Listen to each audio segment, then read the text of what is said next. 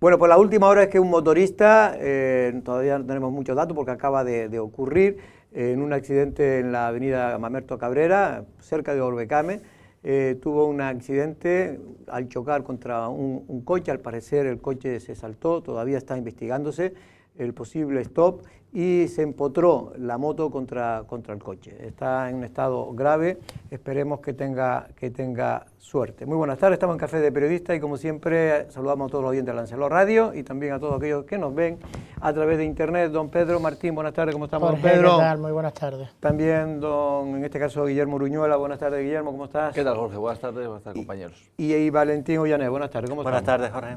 Bueno, pues lo dicho, ya ayer cuando entrábamos, que se me olvidó comentarlo, a un accidente, en este caso frontal lateral, en la carretera LZ40, que es, por suerte, no fue, por lo visto, que pudo haber sido peor. Peor, porque una de las personas estaba herida de carácter moderado. No se sabe cómo ha ido evolucionando, no sé, Guillermo, si tienes noticias. Y quedó atrapada en el vehículo. Quedó Escarcelarla. Sí, tuvieron que actuar los bomberos. De hecho, yo pasé por la zona justo al salir aquí de la redacción. Está cortada la LZ40 a la altura de Matagorda. Te desviaban por Matagorda. No podías ir hacia el Rancho Texas, para entender, una carretera que une Matagorda con el Rancho Texas, y justo ahí se veía cómo estaba el vehículo. Como bien comentabas, fue frontal lateral, porque si hubiese sido frontal seguramente estaríamos hablando de una víctima mortal por las condiciones del vehículo contra el que se chocó, que era una especie de furgoneta, era un vehículo más grande, y según nos ha comentado Enrique Espinosa, en este caso es del Consorcio de Seguridad y Emergencias, debe ser un despiste de mirar el móvil o bueno, lo que hemos siempre hablado en alguna ocasión, o cualquier tipo de despiste, de despiste que fue invadiendo, ahí vemos el vehículo, fue invadiendo el carril contrario.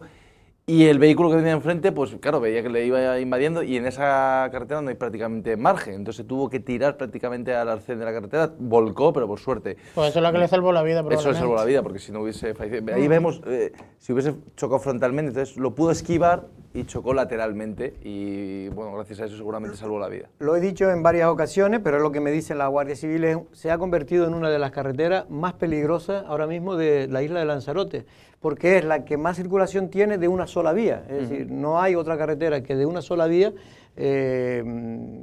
tenga tanto tráfico, ¿no?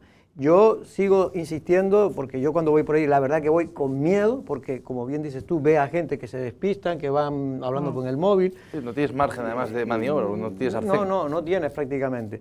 Y lo que digo es que es sobre todo la velocidad.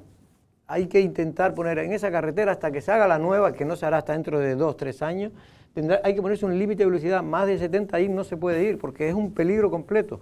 Pero bueno, yo sé que no van a decir que eso no es posible porque la señaléctica tiene unas velocidades... Para que unas prescripciones técnicas para poner la velocidad. Y no te la ponen. Claro, y es que además pero sería lo razonable. Es bastante tercermundista para todo. Es decir, tú vas a entrar a Indelasa, entras a Indelasa ahí de mano, para salir de ahí tienes que tener un cuidado, pero impresionante. De hecho, ha habido accidentes ahí también, tiene que ser saliendo. muy impresionante. Dices tú, y además un comercio, una empresa que va mucha gente, muy conocida y tal, y tienen una entrada y una salida que dices tú, tienes que entrar con peligro. Un poquito más adelante de Indelas, hacia Puerto del Carmen, hay una metida para el karting, pasar a la gasolinera, que salir ahí, claro, los vehículos que vienen rápido y tú sales ahí, pues sales a una velocidad, lo que te dé el coche, y es una salida bastante peligrosa. Que por cierto, a modo informativo, en relación a este episodio, que bueno, presuntamente ha sido por un despiste, principalmente por el móvil, vienen estos despistes. Presuntamente. Sí, no se sabe a ciencia cierta, pero bueno, se entiende que muchos de estos accidentes tienen esa naturaleza.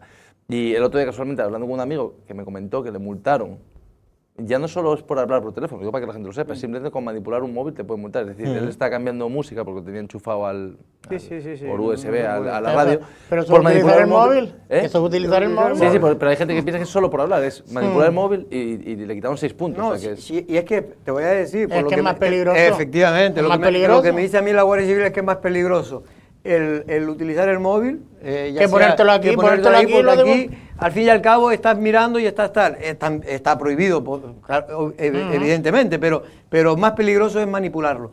Porque, de todas maneras, porque un despiste de un segundo a 80 por hora... que esa carretera, recordemos que es la que está en proyecto, que probablemente solucionaría pues eso de carretera tercermundista, con las entradas a las diferentes zonas, tanto al parking, al karting, como a las gasolineras, como a Indelaza, como a otras zonas, a rotondas que hay a lo largo de ese trayecto. Yo lo que sé es que eso hay que hacerlo ya y de verdad, una mala suerte que en la época del Partido Socialista con Ángel Víctor Torres esa carretera iba bien, en el sentido... El cambio de... por el tema iba bien, pero había el informe. Pero cuando ya parecía que se iba a ejecutar, que el alcalde aquí de Tía... Dice que fue un técnico. Un técnico lo pasó por la vía lenta, que le llaman de otra manera... Ordinaria. Pero José Juan le decía la vía lenta, que es donde los proyectos se atascan, porque un técnico decidió que no debería ir por la vía rápida, por cuestiones de que necesitaba informe de impacto ambiental. Esto es una reserva y tenía razón, porque ahora ya tiene el informe de impacto ambiental, pero ahora está en el plazo de alegaciones, resolver las alegaciones y no sé qué. Pero es que es increíble, una carretera que con la necesidad que hay, muchas muertes se evitaría si hubieran estado ya esa carretera hecha. Y por cierto, Jorge, enlazando con el episodio, con el accidente de ayer, el de hoy, el chico que tuvo el accidente de moto está en estado bastante grave, se fue intubado. Y en concreto no se saltó exactamente el stop, la furgoneta, para que la gente lo entienda, fue un accidente que la moto iba desde la rotonda de Playa Honda, desde la rotonda de Roper, dirección aeropuerto, por la vía de servicio. Por la vía de servicio, eso por Cabrera Medina. Antes de llegar a Cabrera Medina, entonces una de las calles perpendiculares que cortan, que hay varias calles, que te metes a la derecha y tal. ahí está antes del Hiperdino, que hay talleres, hay empresas y demás, pues uno de los coches en uno de los stops sacó el morro más de la cuenta y ahí fue donde se chocó. Y también la policía nos comentó que hay unas ubicaciones, unas plazas de aparcamiento que también es verdad que imposibilitan la visibilidad, entonces te obliga a tener que sacar, claro, si tienes un coche como el mío, que es el Twingo, y es verdad, tienes el morro pequeño, porque es una furgoneta. Yo estuve en esa carretera y es verdad que ya también se está volviendo peligrosa porque, como dicen ustedes, hay muchas entradas y salidas, y cuando hay muchas entradas y salidas, estás desesperado por salir, al final sale, y en este caso, si hay poca visibilidad, tienes que alongarte, como se dice, y lo que hace es que si viene alguien te pueda chocar, ¿no? Y en este caso la mala suerte de ese motociclista. Bueno, vamos a ver si tiene suerte y mejora lo antes posible. Y ayer también, hablando de coche, una quema de 3 coches, impresionante los vídeos, en este caso, Pedro, que hemos visto... En Argana, ¿no? En este caso, calle Miguel Delibes. Cambiamos de barrio, pasamos de Altavista, donde parece que en principio está detenido el causante de los anteriores incendios, y en este caso Argana, que también recordemos que por esa zona también se han producido muchos incendios, por ejemplo, aquel Encadena de esa marca de coches que están colocados muy cerca de esta zona también, ¿no? Bueno, pues ahí de verdad que se oye la explosión en el vídeo, ¿no, Guille? Sí, la verdad que, estamos viendo las llamas, imagínate el susto también para los vecinos. Lo que pasa es que ahora que hablaba Pedro, porque también incluso Lancero Digital enlazó un poco los incendios de Altavista con este de Argana, en principio, todo presuntamente, el de Argana los de Altavista, perdón, fueron provocados por un pirómano que fue detenido, y este en principio tiene unas connotaciones diferentes, responde más a un ajuste de cuentas o algún tipo de conflicto, vamos a decir, y quemó el familiar, coche, lo que pasa es que se extendió el fuego. Entonces. Sí, se prendió un coche, el de adelante y el de atrás también acabaron calcinados, 3 coches calcinados, y el de enfrente, pues de forma lateral por la irradiación de calor, pues también salió perjudicado. Bueno, y de hoy creo que estuvimos allí, no sé si podemos ver la crónica que nos ha hecho fue nuestra compañera Sara. Ah, no, fue Guillermo el que hizo la crónica. En estas fotografías tomadas en torno a las 4 de la madrugada se aprecia cómo los bomberos intentan sofocar las llamas de un vehículo que estaba estacionado en la calle Miguel Delibes, en el barrio de Argana.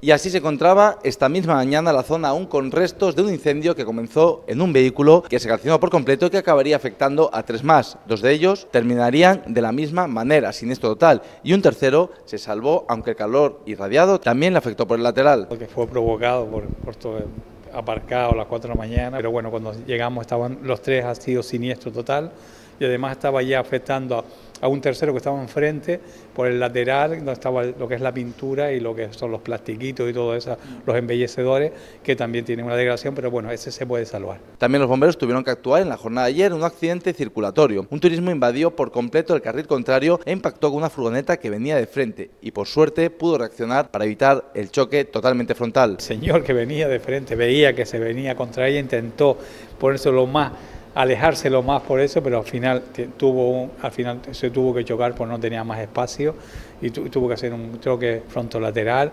La verdad que él no le pasó nada al coche, lo que fue el coche, porque se dio contra un terraplén y rompió parte del coche, y la chica pues la verdad dio un par de vueltas de campana.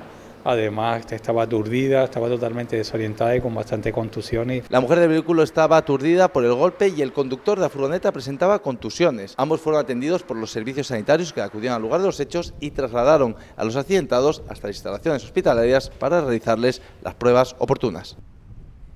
Bueno, pues esperemos que, porque la verdad es que cuando no es Juana la hermana, porque siempre hay un incendio de contenedores o de coches. Por cierto, después vamos a tener la segunda parte a Samuel Martín, vamos a hablar con él de la Diocalandra, porque la noticia se confirmaba ya, el anuncio de que se iba a destinar 2 millones más para el tratamiento y combatir. Duplicar la inversión. Sí, se ha duplicado tanto el gobierno de Canarias como el Cabildo de Lanzarote, cada uno ha puesto 1 millón más, que son ya 4 millones, para intentar combatir la Diocalandra fumeti, que es ese picudín que está cargándose el palmeral de Lanzarote. De hecho, según datos que tiene el Cabildo, el 40% del palmeral está afectado y la mayor parte de ese 40% de manera importante y grave. De hecho, se va a tener que talar muchos de los... De todas maneras, Jorge, no sé, luego estará con nosotros Samuel y lo explicará con más conocimiento de causa, pero también en el informativo tenemos una pieza con un técnico, ¿no?, del área del Cabildo de Lanzarote, y explicaba que del 50% más o menos del palmeral que está afectado, estamos hablando de 30.000 palmeras afectadas, de las 60.000 más o menos. Es curioso porque me llamó la atención que, aparte de la Diocalandra, aparte de una especie de hongos, que dice el nombre técnico, sí, no me acuerdo, él también comenta que al final es como una palmera, es como un ser humano, y que muchos de esos hongos y esa Diocalandra y tal se aprovechan de la fragilidad de las palmeras, claro, por la falta de agua. Claro. O sea que realmente una teoría, el problema principal es la falta de agua, más que el pico. Recordará en aquella época cuando nosotros nos llamaban pesados, porque en la época de la pandemia decíamos, señores, se está muriendo el palmeral, y nadie hacía nada. Porque el agua de riego, como no había, los hoteles estaban cerrados, no había agua depurada. No había agua depurada, y entonces toda eso... Hubiese salido más rentable económicamente regar correctamente, claro, las palmeras. Claro, porque tú sabes lo que cuesta... No, y en aquel momento era momento para regar, para hacer las inversiones en redes, porque no se estaba consumiendo tanta agua. Los turistas, por ejemplo, no consumían agua. Claro, se podía haber estuvimos ahí 2 años, 1 año y medio al menos, que se perdió en la mejora de la red de abastecimiento de agua y de riego. Se perdió en todos los aspectos, porque también se podía haber avanzado si se hubiera querido en planeamiento, en hacer proyectos, en un montón de cosas, pero date cuenta que, por tenían ejemplo, que dar el parte de todas las mañanas diciendo cuántas personas tenían COVID, cuántas no, cuántas estaban hospitalizadas. La verdad es que fue el tiempo, todas estas cosas, porque el retraso de 2 años, cuando ya vienes con retraso, provoca lo que se provocó, claro, ¿no? Claro, si no hay agua, no llueve, no riega, y encima el picudín pues se aprovecha, como todo, se aprovecha de la debilidad de la palmera. Y están llevando a cabo 2 actuaciones, que una es la pulverización, que es más económica, nos explicó en este caso Jorge Cabrera, que es el técnico, la pulverización es más económica, y la endoterapia, que es inyectar una especie de fármaco, ¿no? Vamos a escucharlo. Sí, vale. Vamos a escuchar el total de Jorge Cabrera, que es el responsable de la empresa, creo que... No, en este caso es el responsable del Cabildo. Es técnico del Cabildo de Lanzarote de Medio Ambiente. Se estiman que un 50% estén afectados en mayor o menor medida. Se tomó la decisión técnica un poco, sobre todo por la sensibilidad del palmeral de Aría, pues actuar en toda esa zona norte y yendo hacia el sur. La idea es pues intentar evitar que la plaga pues se propague alrededor de todo ese palmeral de Aría e intentar actuar pues en todas las palmeras que sea posible. Realmente al final el cambio climático pues somete un poco a las palmeras a un estrés hídrico que al final hace que la palmera se debilite y bueno, también un poco la mala praxis a la hora de la poda de palmeras pues con transmisiones de fusarium, en este caso de hongos, y un poco también por la apogona, son las culpables al final del debilitamiento de la planta. Pues sí, mucha gente cree que precisamente la falta de agua es lo que provocó en su día que se debilitaran las palmeras y que le atacaran no solo el picudín, también lo que tú comentabas, esos... El estrés hídrico. No, esos hongos, porque también se aprovechan de esos hongos. Que Jorge, que eso, Sí. simplemente para terminar el tema, si cambia, que cada inyección, para entendernos, ¿vale? En cada palmera cuesta en torno a 300 euros. Mi madre. Cada inyección. Y Claro. con una inyección... Claro, por eso es un el trabajo presupuesto. bastante arduo, que es ir... Pues si hay, diseñar- 90, hay 60.000 palmeras, 30.000 que lo necesiten, a los cálculos. Claro, entonces, ¿qué ocurre? Que ahora mismo se hace un trabajo, No, todavía no, empezamos por el norte, quieren hacer un trabajo exhaustivo de saber cuáles se pueden salvar, porque claro, a ese coste, si tienes de repente 10 palmeras que ves que ya están muertas, igual ya decides no salvarlas y vas a por otras que sí que tengan... No, y si supieran que con el tratamiento se escapan, pero si encima usted gasta 300 euros, después le ponen la inyección y encima no escapa, 300 por todo, pues la verdad es un que millón de euros, va a ¿no? ser un dinero Hombre, si le importante. pones, si le Un pones a millón de euros, 30.000 son 9 millones de euros. O sea 9 que ya, millones de euros. y estamos hablando de que el presupuesto es de 4 millones. O sea que No, y los primeros 2 millones prácticamente se han gastado en la inspección, En la inspección, de, claro, en la de inspección la de las palmera. palmeras. Bueno, por cierto, que el puente turístico fue bueno, hablando turísticamente, Pedro, vinieron muchos turistas, pero no vinieron muchos turistas peninsulares. Normal. Es por los precios, me imagino, Es que es ¿no? imposible. Es que es imposible.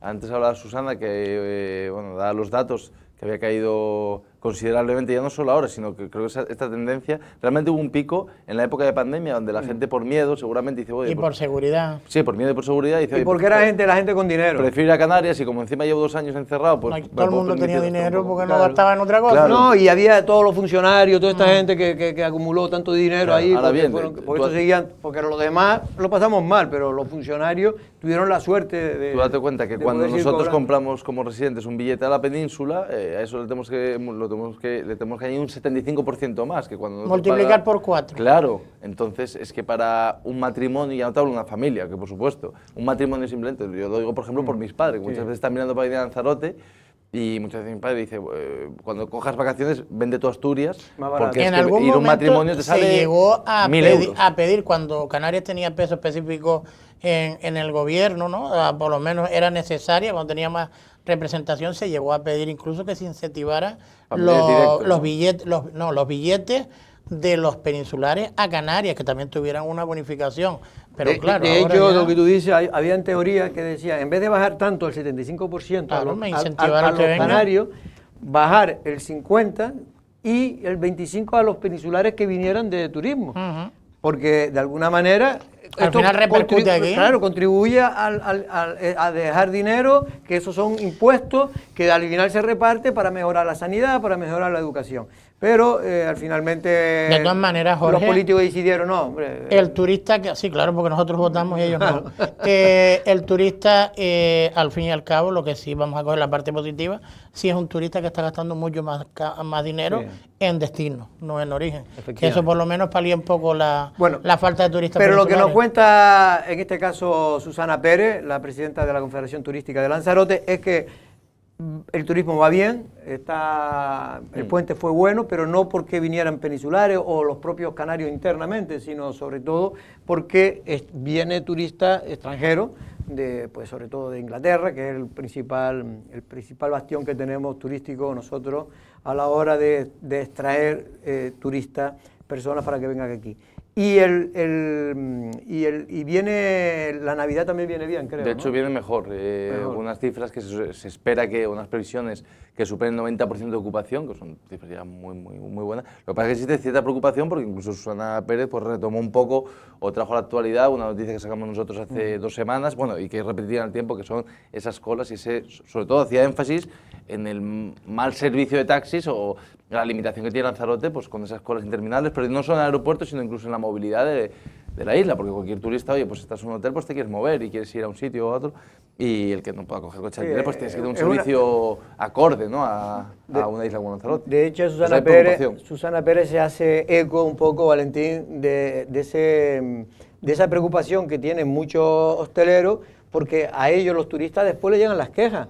Y es que en Playa Blanca, en Tía, en algunas zonas, en Costa Teguise también menos, pero también la realidad es que hay esperas larguísimas. Es decir, que tú haces cola, tú vas a cenar al pueblo de Playa Blanca, y para coger un taxi a las 11 de la noche es casi imposible, tarda una hora en No, cogerlo. y eso también es porque está cambiando un poco la mentalidad también, quiero decir, porque antes todo el turista que venía aquí sabía que para visitar la isla lo que tenías que hacer era tener un coche, por mucho que estuvieses en un hotel con todo incluido, lo que sea, el coche lo tenías ahí a la puerta, sabía que si querías ir de excursión, oye, salimos después de desayunar y llegamos antes de medio, y siempre alquilaban un coche. Ahora no, ahora parece que el turista también está viendo la posibilidad, oye, que si la movilidad está bien, pues oye, pues coger un taxi o coger una guagua que me lleve. Coge mucha Y guagua claro, también. y se da de bruces con la realidad. Aquí ni las guaguas servirían para moverte con cierta facilidad, y los taxis ya lo vemos. No, ya. sobre todo internamente, me refiero internamente, porque claro, Playa Blanca es del pueblo,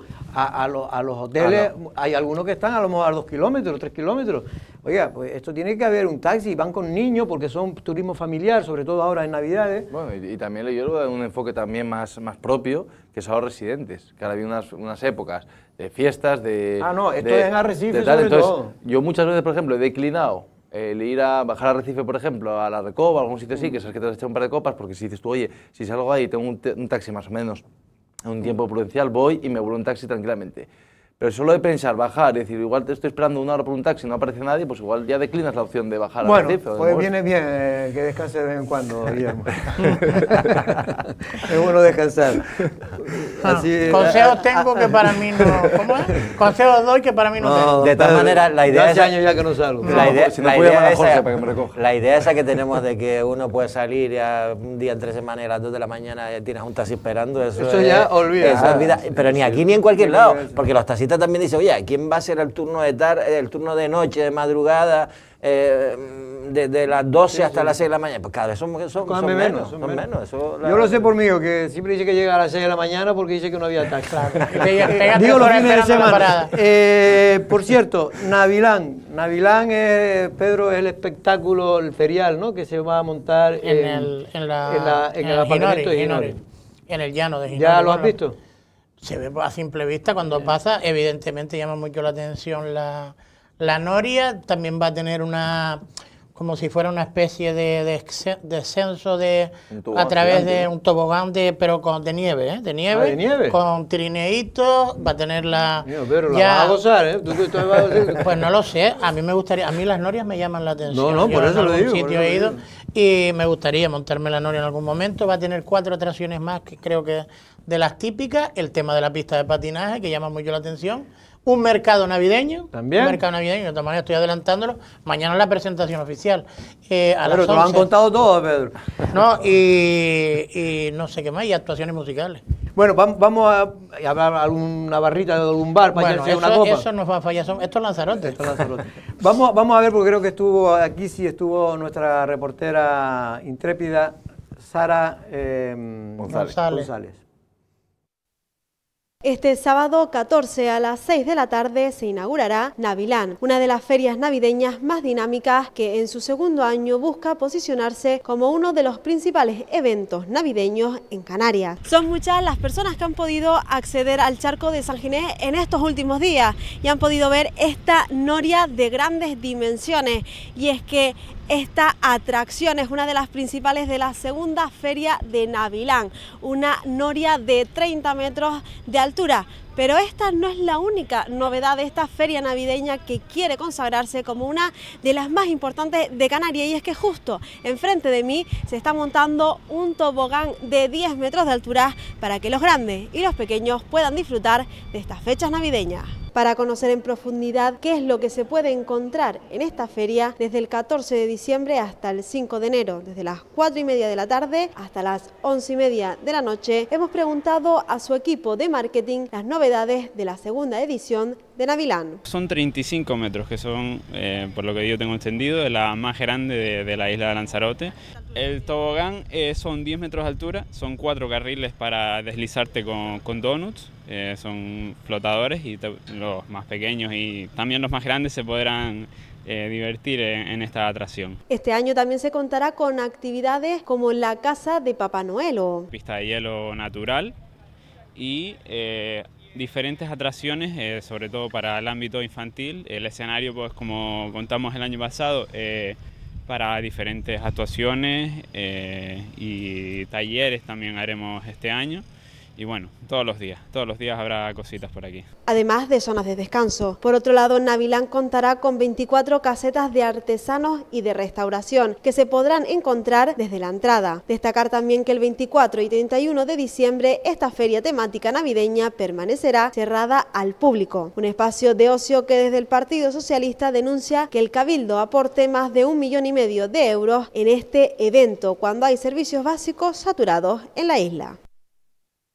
Bueno, pues la realidad es que yo creo que ha dado un salto de calidad. Es evidente que ese salto de calidad también es porque se ha puesto más dinero, no nos engañemos, para que se pueda hacer algo más digno de una ciudad como Arrecife. Yo creo que, sinceramente, yo sé que hay opiniones que creen que no se debe gastar dinero en fiesta, que ya bastante nos gastamos, y es respetable, ¿no? Pero hay puntos intermedios también, no, pero donde hay que ser también... Pero que yo creo, sinceramente, lo creo, y por eso lo digo, oye, que cada uno opine lo que quiera, evidentemente, pero que Arrecife y Lanzarote es una ciudad, Lanzarote es una isla que yo creo que tiene que marcar ciertas diferencias. Y antes las fiestas de Arrecife eran cutres, eran muy cutres, muy tercermundistas.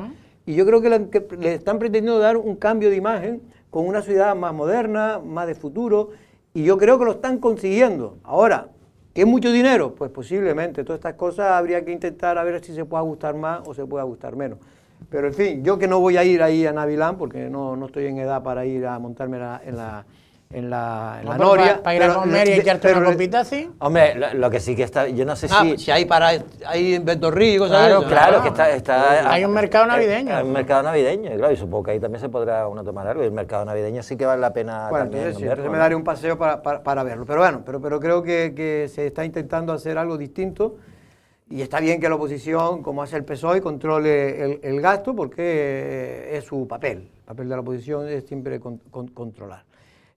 Bueno, ya casi se nos está acabando el tiempo. Vamos a hablar ahora con Samuel Martín también del saneamiento, porque es una buena noticia, en el sentido, buena noticia, porque aquí es buena noticia, cosas que realmente tenía que haber estado hecho hace ya mucho tiempo, que es el saneamiento, Valentín, de la Graciosa, ¿no? Sí, hombre, se ha dado un paso importante por parte del Gobierno de Canarias ayer, el Consejo de Gobierno, ¿no?, que es suspender todo lo que tiene que ver con el planeamiento, y que es lo que va a permitir como segundo paso declarar estas obras de interés regional, que esperemos que eso lo haga cuanto antes también el propio Consejo de Gobierno, y ahí supongo que el Cabildo le está haciendo un seguimiento a esta cuestión, porque claro, esto tenía que estar ya desde el 2018. En el 2018 las declararon por la vía de emergencia, el Tribunal Superior de Justicia Canal la echa para atrás, se quedan las zanjas abiertas, y bueno, y a partir de ahí, pues, recordad también que incluso el plan rector de uso y gestión del archipiélago de Chinijo fue también tumbado por los tribunales porque no se había aprobado el plan de ordenación de los recursos naturales. Es decir, toda esta marasma y esta burocracia que tiene un parque natural, pues ha hecho que Caleta de Sego ahora mismo no tenga saneamiento, y las aguas de todos los baños de todas las casas vayan a pozos negros y fosas sépticas, cosa que dices tú que, oye, que la verdad es que no es de recibo que eso siga pasando. Y afortunadamente los pasos que se están dando es para conseguir que los 2 millones que hay presupuestados ya para el próximo año se inicien las obras, y oye, a final de año a lo mejor la Graciosa puede tener un saneamiento nuevo, ojalá. Ojalá, que todavía queda mucho, porque el año que viene, la idea es que salga primero la licitación de las obras. Hombre, el año que viene no yo lo van creo a que ver. hasta verano no van a empezar a ejecutar. Hombre, el cronograma que tiene el gobierno va retrasado, pero su idea, hombre, la idea era terminarlo este año, pero su idea es que en septiembre de este año ya empezaron las obras. No está en este caso, no está todavía declarada la emergencia regional, ¿no? De interés regional. El interés regional todavía no está declarado, por tanto, evidentemente entendiendo que es una buena noticia, porque se recupera algo que parecía necesario y que no se entiende por qué para el gobierno anterior, tampoco hay que ser tan optimista, digo en la fecha. Después ya, yo estoy seguro que si le da tiempo a este gobierno lo terminará, porque lo demostró en el mandato pasado y están más o menos en la misma línea. Y sobre todo que lo termine. Y porque es algo lógico, yo lo que no entiendo. Que lo termine porque es porque si viene otro gobierno, lo pueden y que dejar tener en cuenta que el parado. Cabildo y el Gobierno de Canarias y el Ayuntamiento de Teguise se han reunido con los vecinos allí en varias ocasiones y le han dicho cuál es el cronograma, los compromisos que tienen, y serán ellos los primeros que sabrán si se están cumpliendo también los plazos o no. Bueno, por cierto, que hoy en la Casa Museo, hoy a las 7 de la tarde, en la Casa Museo José Saramago, en Tías, hay una charla coloquio que da Olga Rodríguez, una periodista investigadora, escritora, una persona que ha vivido muy de cerca, de hecho ha estado en varios conflictos bélicos en Oriente Medio y en todo el conflicto en África del norte, y es muy interesante, lo hace la Fundación Saramago. José Saramago lo hace por el tema de que hoy es el Día Internacional de los Derechos Humanos, y en este caso aprovecha para una persona que ha luchado siempre por los derechos humanos, como es Olga Rodríguez, la periodista, para tratar de hablar del asunto de Palestina, de cómo, de lo que muchos consideran que ha sido, mucho, y creo que cada vez más gente, y que sigue siendo un genocidio, y sigue siéndolo, una situación de prácticamente se ha cargado un pueblo. Hombre, de hecho ahí... No, pero además creo que la charla también va orientada un poco a la repercusión en la política internacional. Claro, no, eso, o sea, no será claro, Palestina, pero Palestina y luego la repercusión internacional que ahora está marcada por lo que está ocurriendo en Siria. Bueno, de hecho hay un pronunciamiento del Tribunal de Estrasburgo, ¿no?, de Derechos Humanos contra el propio líder revolucionario. Sí, no, contra el presidente de Israel. El presidente de Israel. Vale, pero eso por crímenes de guerra. Por crímenes de guerra. No, los otros están declarados, por Naciones Unidas está declarado el que puede ser el líder. Ese todavía tiene tiene precio a su cabeza de unos 10 millones de euros, creo que es. Sí, 10 o de dólares, creo que le está buscando. ¿Pero quién dice? ¿Quién? Al que va a ser presidente de Siria. El nuevo gobierno de Siria. Sí, no, y está declarado como presunto terrorista, presunto no, como que era de Al-Qaeda, ¿no?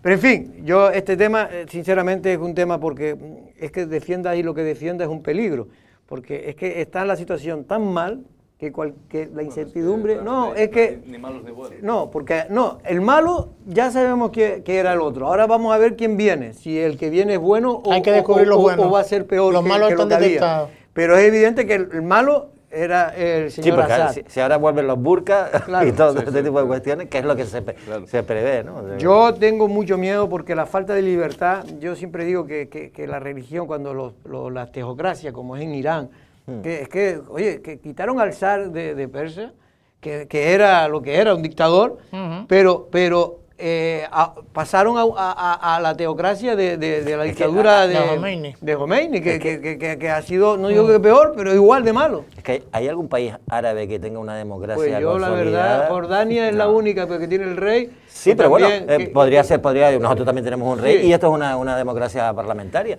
Pero no es el mejor día para hablar de reyes. Pero muy poco. Después de lo que se publicó ayer, bueno, se retransmitió ayer hablando de Juan Carlos. Bueno, esas cosas son... Hombre, a mí me parece bastante duro el tratamiento de las mujeres, sobre todo por parte de alguien que teníamos muchos idolatrados, sin entrar en el... Desconozco la noticia, no sé de qué estás hablando. Pero bueno, nos tenemos que ir a la publicidad porque ahora viene, en este caso, Samuel Martín, que es el consejero de Cambio Climático del Cabildo de Lanzarote.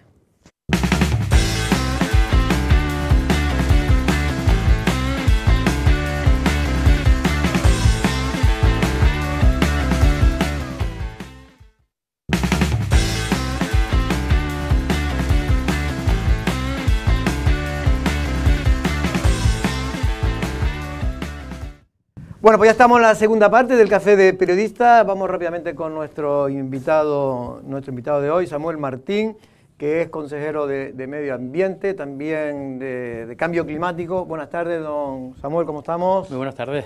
Bueno, le hemos llamado por varias cosas, pero otra porque ayer una buena noticia, que este medio de comunicación, como usted bien sabe, pues siempre ha estado preocupado por la situación del palmeral de Lanzarote, y ayer teníamos la buena noticia de que el Gobierno de Canarias y el Cabildo van a aportar 1 millón de euros más para ese plan de combate de la diaucalandra, que es ese picudín, además de otras enfermedades que tiene la palmera de Lanzarote.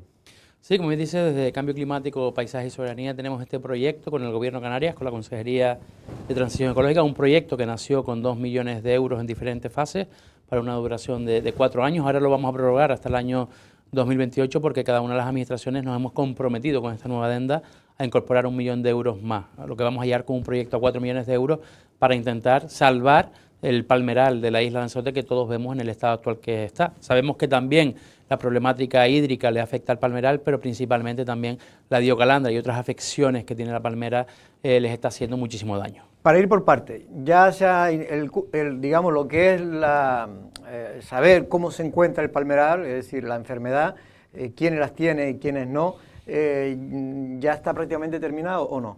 Sí, empezamos por el norte de la isla, por el municipio de Aría, entendiendo que era el palmeral más singular que tiene la isla de Lanzarote y el que menos afectado estaba por los estudios previos que teníamos. Ya estamos en el municipio de Yaiza, aproximadamente los datos estamos hablando de que 70.000 palmeras han sido inspeccionadas ya por el equipo, en este caso la empresa pública GMR, que es la empresa encargada de hacer este estudio y el trabajo también, y también tengo que decir que ya han sido tratadas más de 2.000 palmeras. Muchísimas de ellas, desgraciadamente, hablamos entre un 40 y un 50% de las palmeras de la isla están muy afectadas. Vamos a tener que intentar salvarlas y en otras ocasiones que no sea posible vamos a tener que eliminarlas para que la diocalandra principalmente y las otras afecciones no siga caminando. Pero, por ejemplo, y ahora dejo a mis compañeros, el tratamiento se da a las palmeras que están afectadas, me imagino, no a las que están sanas.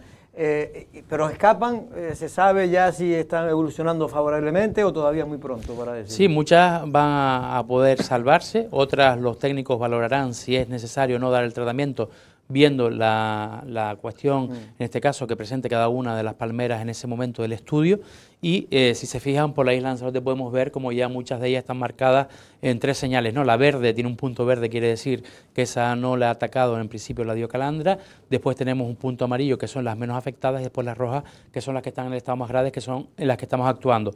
Como decía, estamos actuando... ¿Actuando te refieres con las rojas dándole el tratamiento? Sí, en este caso la antoterapia es un tratamiento que se da, que se le abre un hueco en la palmera, se le mete unas inyecciones y se vuelve a cerrar, y también se está haciendo otro tipo de captación de la diocalandra con un tipo de feromonas, ¿no? Que aquí la parte más técnica seguramente lo puede explicar mejor, y se está haciendo eso, como digo, ya en aproximadamente 2.000 palmeras.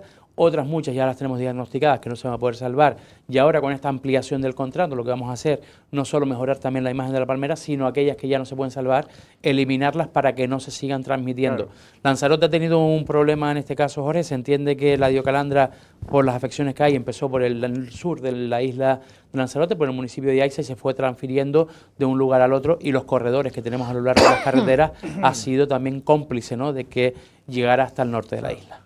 Bueno, yo primero, a mí sí me gustaría que me aclarara, Samuel, en qué consiste la noticia del día de ayer, porque yo ya por lo menos había sido noticia de que se había duplicado la inversión. Ayer habrá sido la firma, pero noticia nueva no era. Era que se había confirmado lo que ya se sabía hace un montón de meses, que era que el gobierno de Canarias, creo que Transición Ecológica o Medio Ambiente, había acordado con el Cabildo aportar 1 millón y otro el Cabildo, ¿no? Era lo que se... Sí, la noticia de no ayer, hay, Pedro, no hay más nada, es que ¿no? de aquella declaración de interés ahí fue la firma que se llevó al Consejo de Gobierno. Vale, es la confirmación. El 1 millón de euros por parte del Cabildo de transferirlo al gobierno de Canarias. Y después, yo que no entiendo mucho de todo este tipo de temas técnicos, como también has admitido tú, ¿cuándo vamos, usted han dicho los técnicos, cuándo vamos a ver una mejora significativa, por lo menos una recuperación del palmeral que antes, yo que entiendo que era más frondoso el que estamos viendo ahora en la isla de Lanzarote, o por lo menos ver las que se pueden salvar y las que no?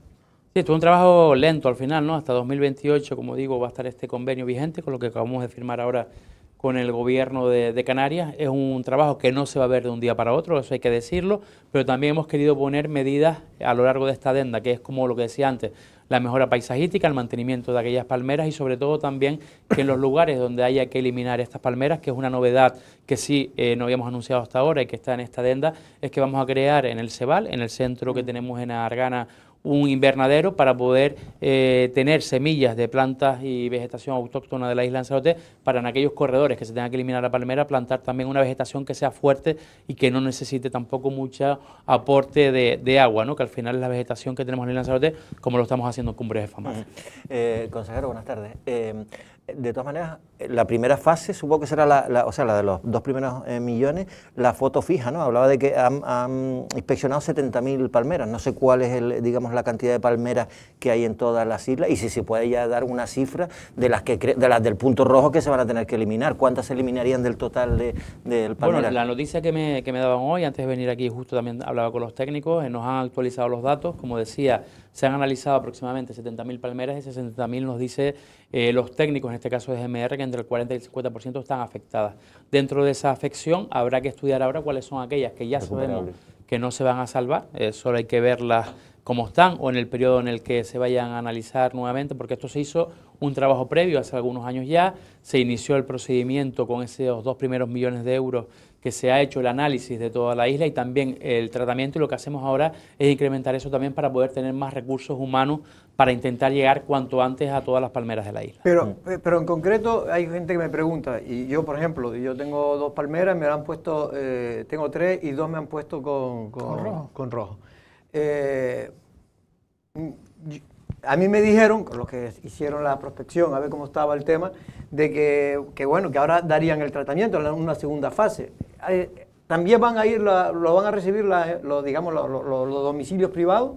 Sí, este tratamiento se está haciendo en todo el palmeral de la isla, porque de nada sirve que nosotros tratemos las palmeras públicas cuando las palmeras privadas, como las que puedes tener tú en tu casa, Jorge, en este caso, estén afectadas, porque al final eso transmite. Había una cosa muy importante que también está dentro del proyecto y se ha hecho, que es tener reuniones con todos los ayuntamientos de la isla. O sea, la parte técnica de GMR se ha reunido con los técnicos de los diferentes ayuntamientos para cómo es la poda y sobre todo las empresas públicas, las empresas privadas que tienen contratados los ayuntamientos y también las empresas privadas de la isla de Lanzarote, como tú mañana puedes llamar a cualquier empresa que esté certificada, que esté de alta en el Gobierno de Canarias, porque tiene que estar de alta en el Gobierno de Canarias para poder hacer la poda de palmeras.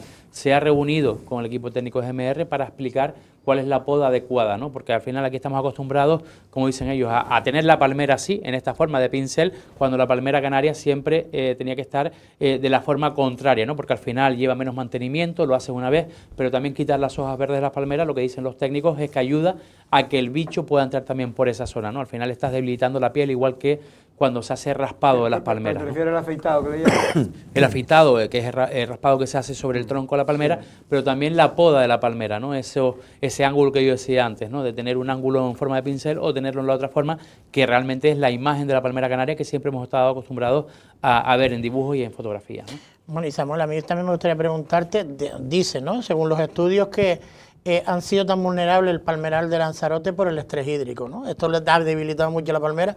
¿Se va también a trabajar en la misma línea para que por lo menos el palmeral, que se pueda recuperar, no vuelva a ser tan susceptible de afección?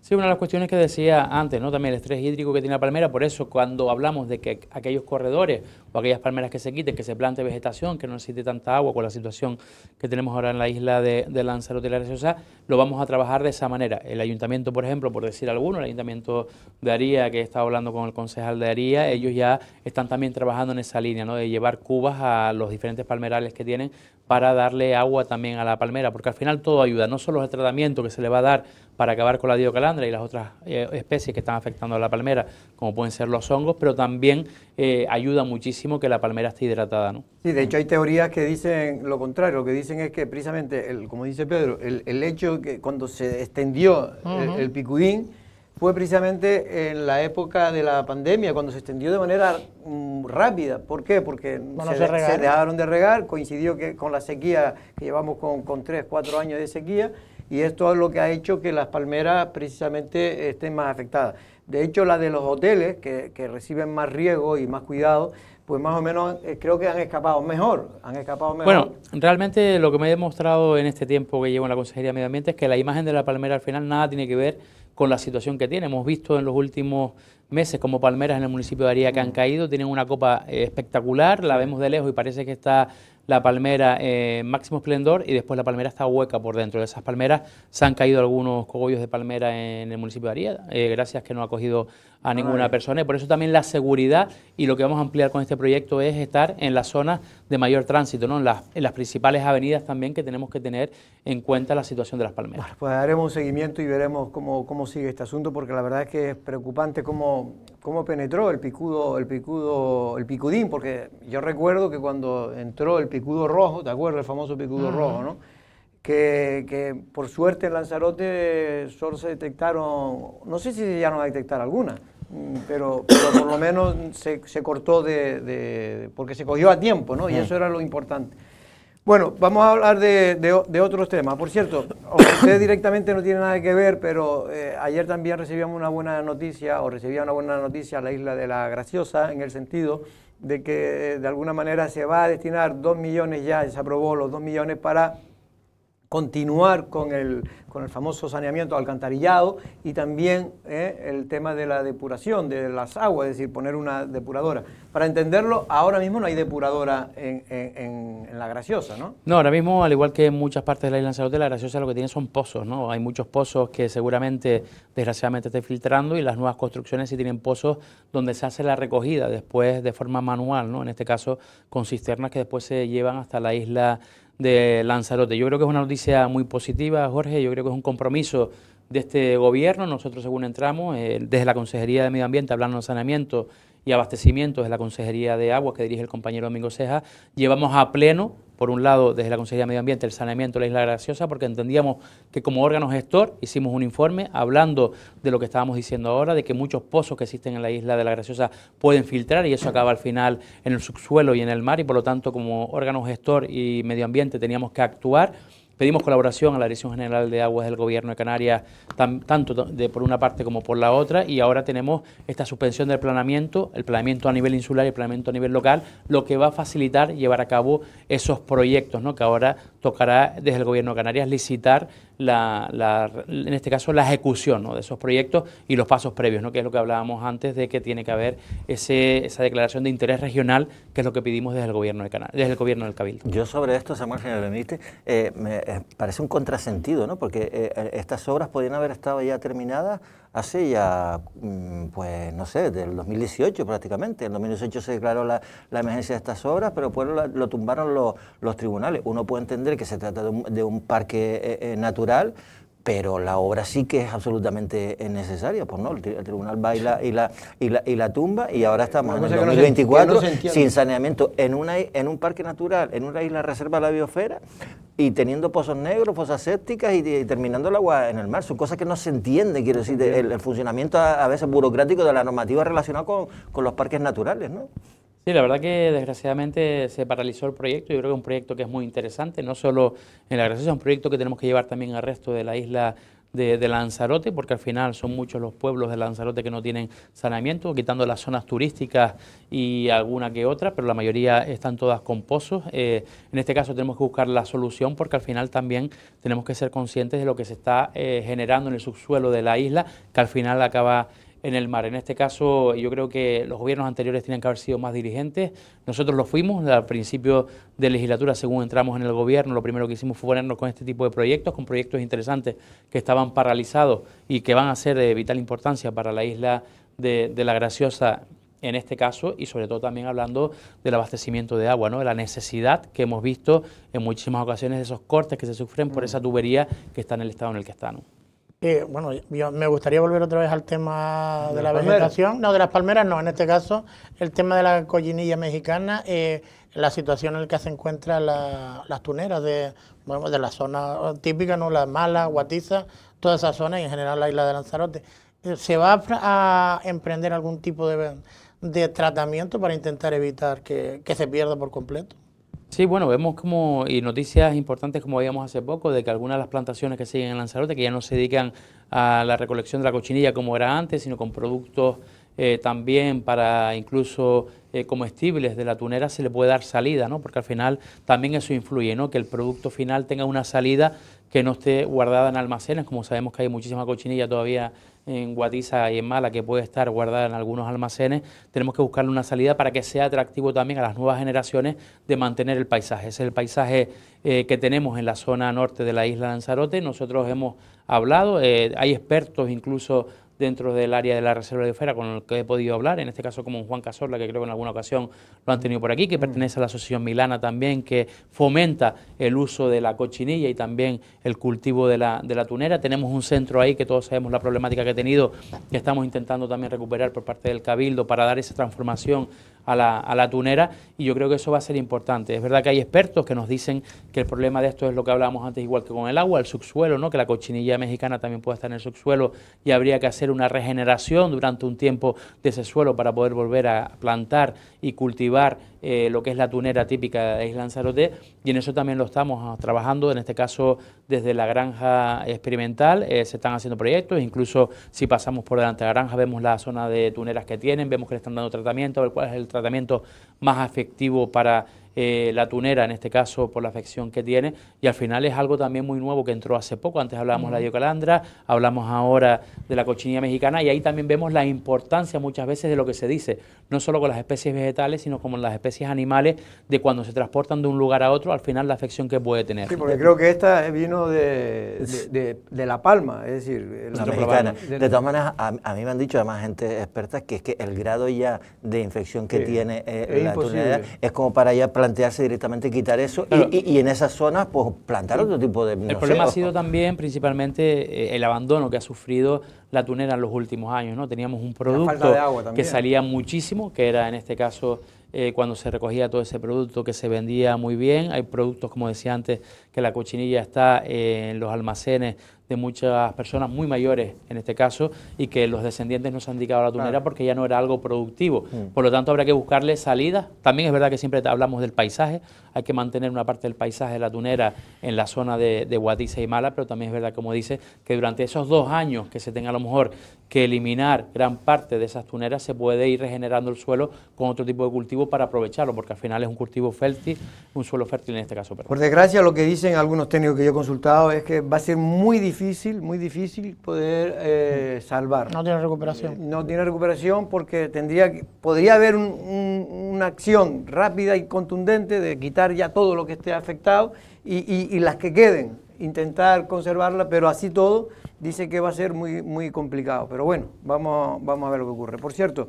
creo que hoy se ha reunido usted con el tema con la gente de los llamados informadores de la reserva y de los parques naturales, esos informadores que vienen muy bien porque su tarea principal es, sobre todo, como dice su propia palabra, informar a los turistas para cuando cuando estén en un espacio natural, pues saber cómo tienen que visitarlo, ¿no?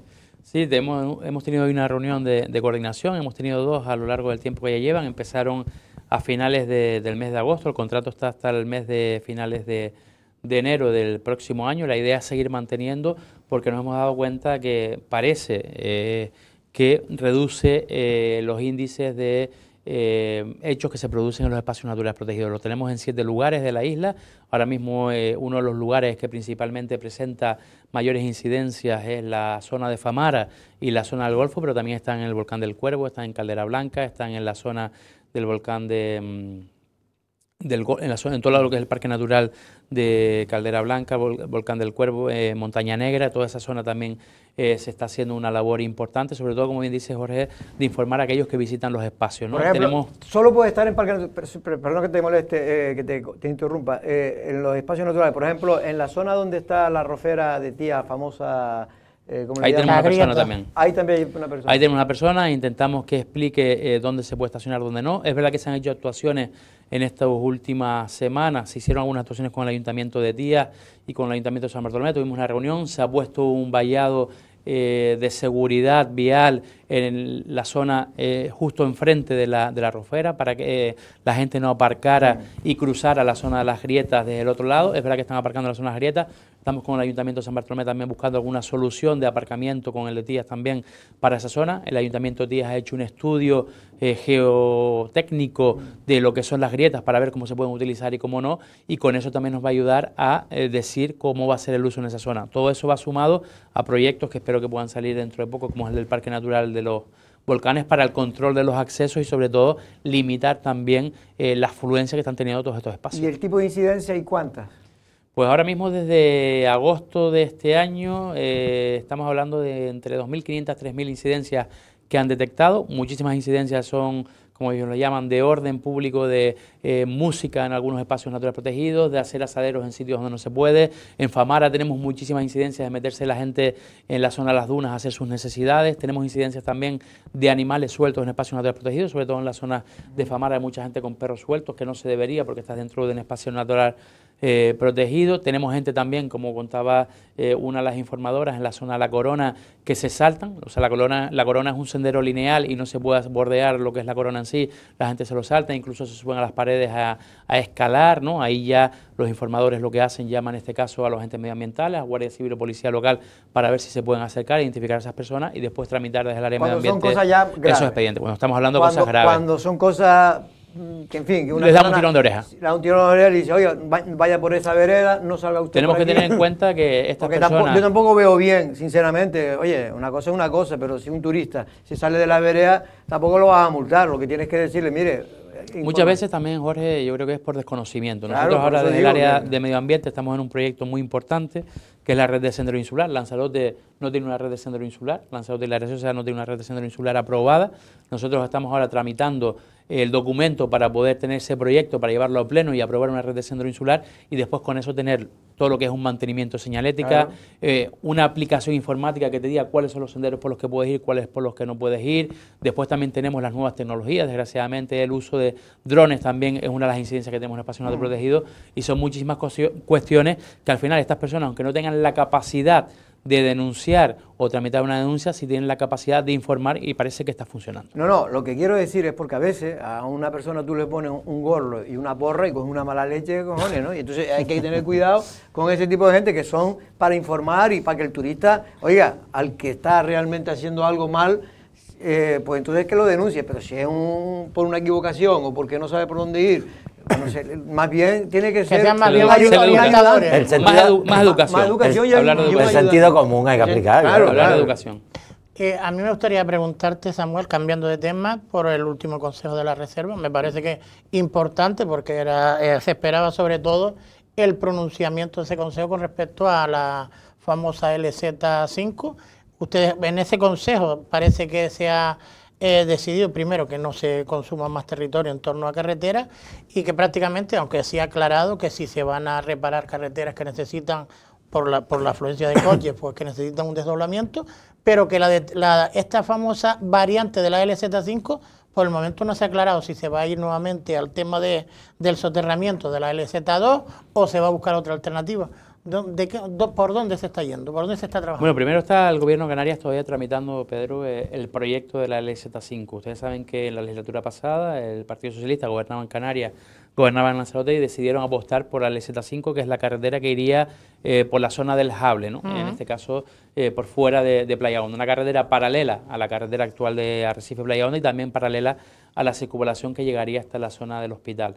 Nosotros lo que se debatió en este Consejo de la Reserva de la Biosfera y la mayoría de los miembros del Consejo de la Reserva de la Biosfera hablaban era de no consumir más territorio. Nosotros ahí sí es verdad que como gobierno teníamos que aclarar, y tanto lo dijo el presidente como yo en ese Consejo de la Reserva de la Biosfera, que una cosa es hablar de consumir nuevo territorio y otra cosa es hablar que sobre los ejes ya existentes y que están en el planeamiento insular, como es el plan insular de los años 90, sí se podía actuar. Estamos hablando que hay carreteras y proyectos ya sobre la mesa, porque es una de las cuestiones que preguntó tanto la representante de Ecologistas en Acción como también el propio portavoz del Partido Socialista en esta reunión, Benjamín Perdomo, que qué iba a pasar con esas carreteras como la LZ40, el desdoblamiento, o con otras carreteras como se plantean desdoblar Playa Blanca y Aiza. Nosotros lo que hemos dicho que donde esté un eje de carretera ya autorizado, donde ya se ha deteriorado el territorio, esas carreteras sí hay que mejorarlas y sobre todo cuando los informes técnicos dicen por qué hay que mejorar esa carretera.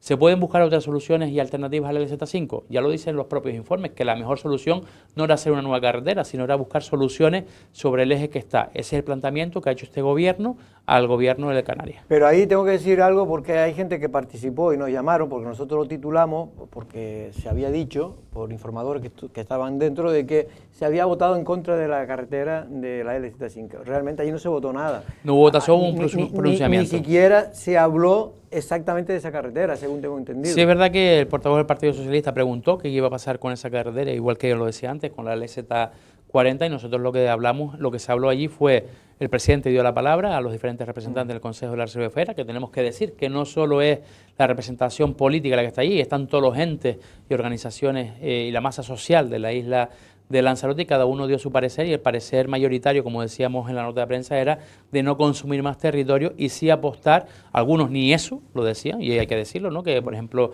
la parte de Ecologistas en Acción, en este caso decían que ellos no estaban ni de acuerdo con duplicar las carreteras existentes, pero ahí sí es verdad que como gobierno nosotros teníamos que aclarar que los proyectos que ya están en marcha y de esas carreteras que como la LZ40, el desdoblamiento Playa Blanca y Yaiza y otras que se trabaja sobre el mismo eje, sí las tenemos que aprobar. Es que de verdad yo me parece muy bien que Ecologistas en Acción diga lo que tenga que decir y hay que respetarlo, pero de verdad que no se den cuenta de que Lanzarote no es que estas carreteras se hagan para tener más coches, es que para los que hay ya es necesario ampliar. Ahora mismo está habiendo accidentes cada 2 por 3 y una de las causas es precisamente porque son carreteras inseguras, sobre todo la LZ40.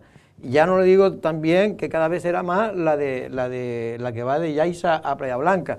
En fin, sobre todo hay que desdoblar para que no veamos coches, pueda haber choques frontales, que son adaptarla a las necesidades actuales. Hombre, claro, sin consumir más territorio. Es verdad que también hay una parte importante del informe que se presentaba, ¿no? Y que está creo que colgado al 100% incluso en la página web de la Fundación San Martín, que lo publicaban con todo el informe en sí. Hay una parte importante que nosotros sí estamos trabajando y que también hace referencia a esos informes, que es el transporte público. Sí, ¿no? pero bueno. Nosotros hemos sacado el Plan de Movilidad 2024-2031, si no recuerdo mal la fecha, del Cabildo Insular de Lanzarote para el transporte público. Estamos ahora mismo, que está el compañero Domingo Ceja, con la licitación para el transporte público en la isla de Lanzarote, que es una licitación que saldrá en 2025, y ahí se va a apostar por el transporte público, al igual que lo hemos hecho con el taxi guagua en el norte y el sur de la isla. Eso Samuel, también favorece, ¿no? Pero eso favorece y además es impepinable que hay que hacerlo y es lógico, pero no tiene que caer en el error, como están cayendo algunos políticos por aquello del seguidismo, de que no hagan más carreteras, y están cayendo en la trampa, me da a mí, algunos. Hay que hacer las carreteras que el sentido común dice que hay que hacer, porque no es de ahora, desde hace mucho tiempo. Y si no, simplemente, si ustedes dicen que ustedes representan a mucha gente, hagan un referéndum, a ver lo que dice la gente. Si no quieren que se desdoble la LZ40 o hagan un referéndum y ya verán lo que dice la gente, porque de verdad a veces hacemos un seguidismo de grupos minoritarios que representan a pequeños grupos por intereses que no digo que no sean sanos, pero que son los intereses de ellos, puros y duros, no los intereses de la mayoría. Que también lo hay. Por lo que hay. Lo que quiero decir es que hay que hacer las carreteras que tiene que hacerse. Mira, es que en Tenerife están haciendo carreteras porque tienen que hacerlas, porque es que no le queda más remedio. Y en Lanzarote habrá que hacerlo. Y yo insisto, y la LZ5 es un tema que habrá que estudiar, pero que va a ser un problema, porque el Cabildo, dice el presidente, que va a decidir en febrero si se opta ya por un sitio o por otro. Pues sería bueno saberlo, porque si no, el retraso va a ser importantísimo. Samuel Martín, nos tenemos que ir. Muchas gracias, hasta otra ocasión. Valentín, nos vemos el jueves también con Pedro, y nosotros mañana regresamos a la misma hora.